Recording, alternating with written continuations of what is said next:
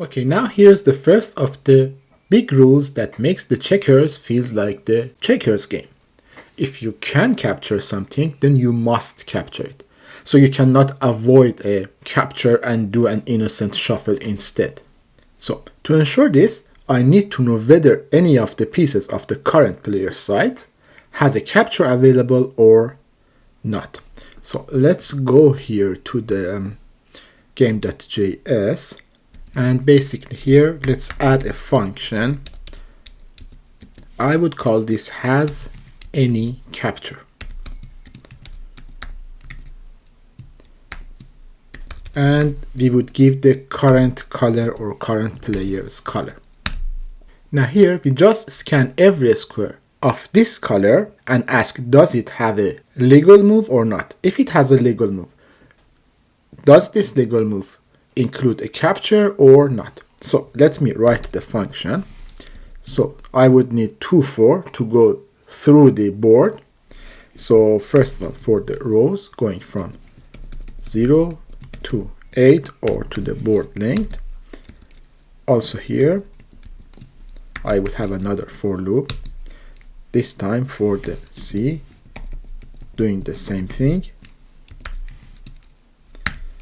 And let me remove these parts. And here I would first grab whatever is inside the current position. So I would say piece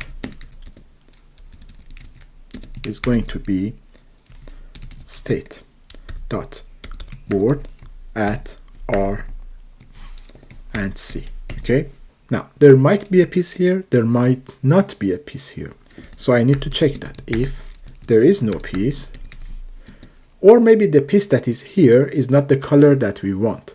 So again, I am basically starting from here. There is no piece here, I would skip it. There is a piece here but it's black, the current player is red, so we skip it as well until we get to here. Okay, so this part is basically ignoring all of these squares up to here.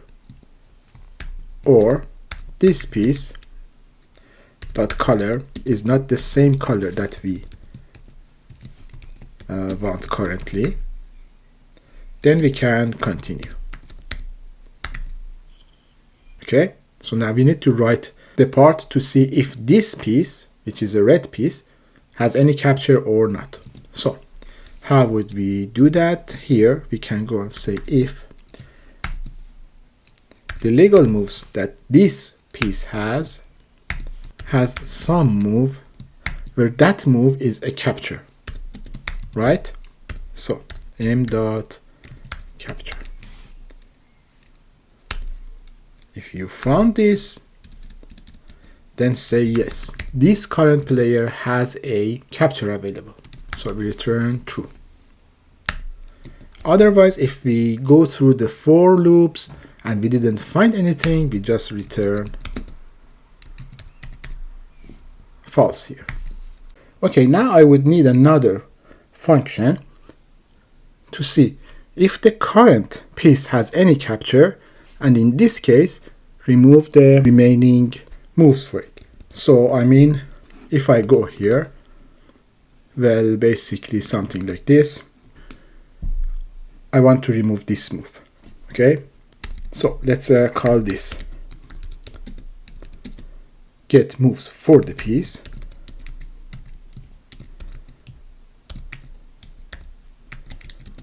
and then give it R and C, and here first we grab all the pieces for the current player. We can get it from the legal moves from, and then pass it the R and C. Then now here I can say if we have any capture available for this current player, which is stored at state.turn, then throughout all the other moves of this player, so return all.filter moves where m is m.capture. Alright, otherwise just return all. let me give you an example here. So I would go here. Now it's red's move. I would go here and probably select this one. Now for this one, first I would check the board and see there is a capture available for this red player. If there is a capture available, which is available for now, which is this capture, then here I need to remove this move, because this move, moving from here to here, is not a capture that is available for me. Now in the other scenario, when I get to here, I would check to see if red has a capture. Yes, red has a capture. Is that capture related to this piece? Yes. If so, remove all the other moves of this piece, which will be this move, moving from here to here. So in the end, for this specific piece, there is only one available move, which is going from here to here. And all the rest of these pieces have no available moves. Okay, great. Now let's use these functions that we wrote somewhere, because right now we just have defined them. We need to use them. So we would go to where we render the, well, basically handle the square click. When we select the piece, when it's not selected, but we are going to select it just here. Before doing anything here, we get the moves available for this piece. So we would go and say get moves for this piece, which is the R and C. Now there might be cases that this piece has no legal moves. So if moves.length is equal to 0, now we need to, let's say, log something. For now, let's say no moves, just like this, and then we need to return. And basically down here, the legal moves of this player is not this, but the moves that we get here. Now let me go to the game and open my DevTools. Let's go here. So node thing. So let's select this one and then here. So now I'm getting no moves. Now for this one, I get a move. As you can see, I can only move to here. Basically, I cannot move to here, right? Great. Now for the black, no moves. No moves for this one because there is a capture available here or here. So this has a capture. This also has a capture. And there are no other available moves. Great. Now, the other thing that I want to do is make the pieces that I can play with more visible to the user. So basically, I mean, for example, in scenario like this, the only piece that red can play is this one because this has a capture. Okay, so I need to make this one a little bit somehow bolder to the user so that they know that they only can move this one.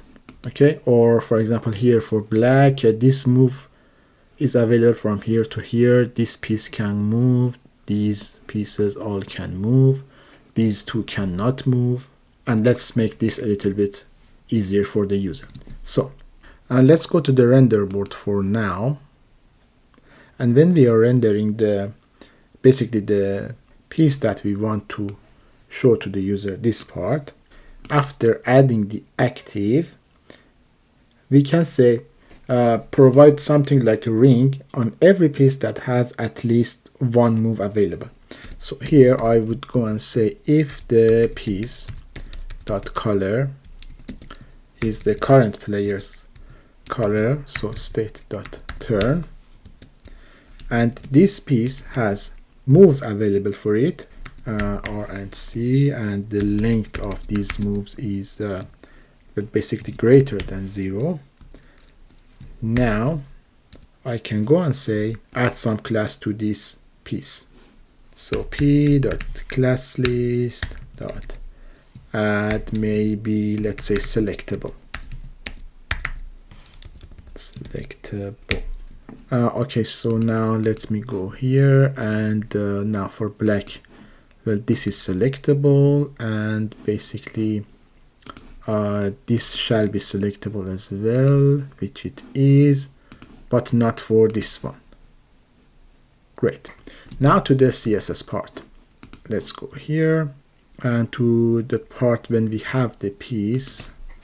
So the piece that is selectable.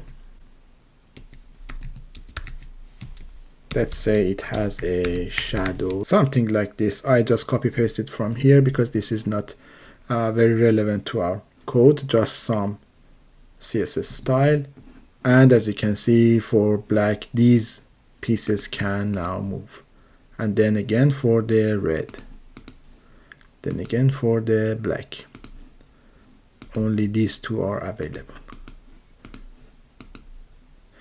Great. Now before ending this part, let's do something about this this thing that we have here. So let's say for now that we want to flash some status message to the user for some time. So let's write a function called flash status and give it some message. Let's say this piece has no legal moves.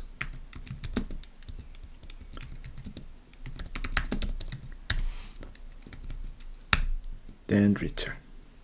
Now I need to write this flash status function. So let me go up here and say function flash status, and it would get a message.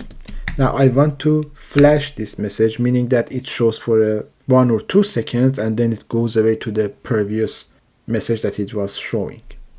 Okay, so basically let me move this and put it next to the update status, because this is currently kind of related to update status.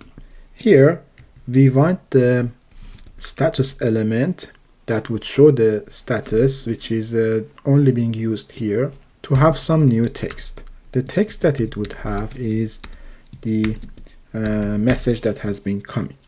But I want this to be cleared and show the update status after like 2 seconds maybe. So I need to have a timeout to update status, and let's say this much. But before doing this, we always need to clear the previous timeout. So I would say clear timeout, and I need to have a way to reference the timeout that I have here. I can define a let timeout up here and basically use it down here, but maybe an easier or even better way is to store it as a variable of this function. So check it out. So we would say flash status dot timeout, like this. You would clear it and then reset it down here. Now if I go here, you can see that yeah, this piece has no move and it goes back to the red to move. Now before finishing this part, it would be nice to have an if statement here to tell the player that they have a capture available. So we can here go and say if has any capture this player, then just say to the player that you have a capture available, else do this, and here let's say must capture.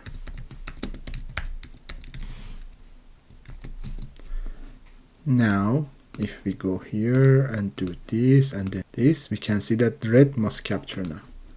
Then we move here, we do this, this cannot move, and great.